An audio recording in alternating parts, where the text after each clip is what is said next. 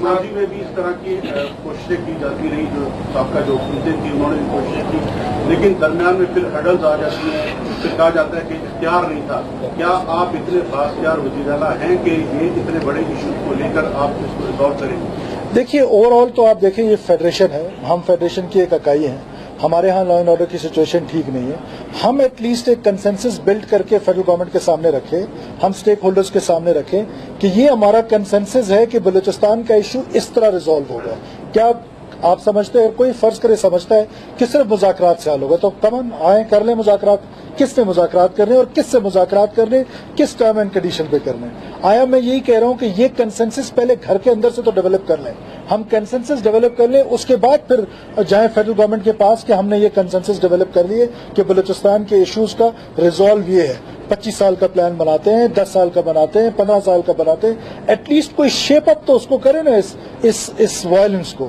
اس violence کو ہم نے دیکھیں، کانسٹیٹیوشن سب سے بڑا ڈاکومنٹ، اس کے بعد میں سمجھتا ہوں COD بڑا ڈاکومنٹ، اس کے بعد میں سمجھتا ہوں نیشنل ایکشن پلان بڑا ڈاکومنٹ ہے۔ نیشنل ایکشن پلان میں ہی ہم نے اس وقت اس کو علیحدہ کر دیا تھا، حالانکہ اس ٹیررزم کو there is no good and bad violence, violence is violence چاہے کوئی بھی کر رہا ہو، اور وائلنس کا جو رائٹ ہے وہ صرف اسٹیٹ ایکسرسائز کرتی ہے۔ لیکن انفارچونیٹلی ہمارے ہاں رائے مختلف ہے، نیشن ڈیول مائنڈ سیٹ میں ہے۔ پہلے تو ہم یہ کوشش کر رہے ہیں کہ نیشن کو تو کم سے کم ڈیول مائنڈ سیٹ سے نکالیں۔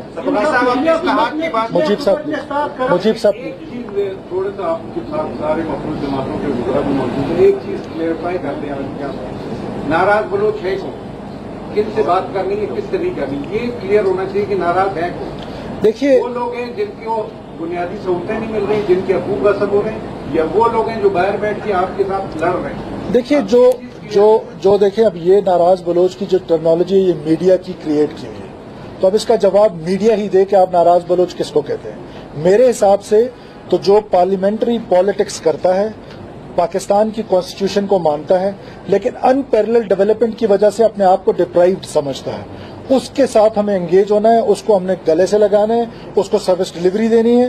اب وہ جو وائلنٹ ہے، اب وائلنٹ کو آپ ٹیررسٹ کو کیا نام دیں گے، کیونکہ یہ آپ کی ٹرمنالوجی ہے، آپ ہی اس کو آگے چل کے خود ہی ٹھیک کریں۔ مفتی صاحب، آپ نے اصلاحات کی بات کی، ہم نے دیکھا ہے کہ صفائی کی خدمت میں کام جو ہے نا وہ PDMA کر رہا ہے، تو کیا ایک مینڈیٹ لے کے دوسرے سے کام کرانا یہ کوئی بہتر طریقہ ہے؟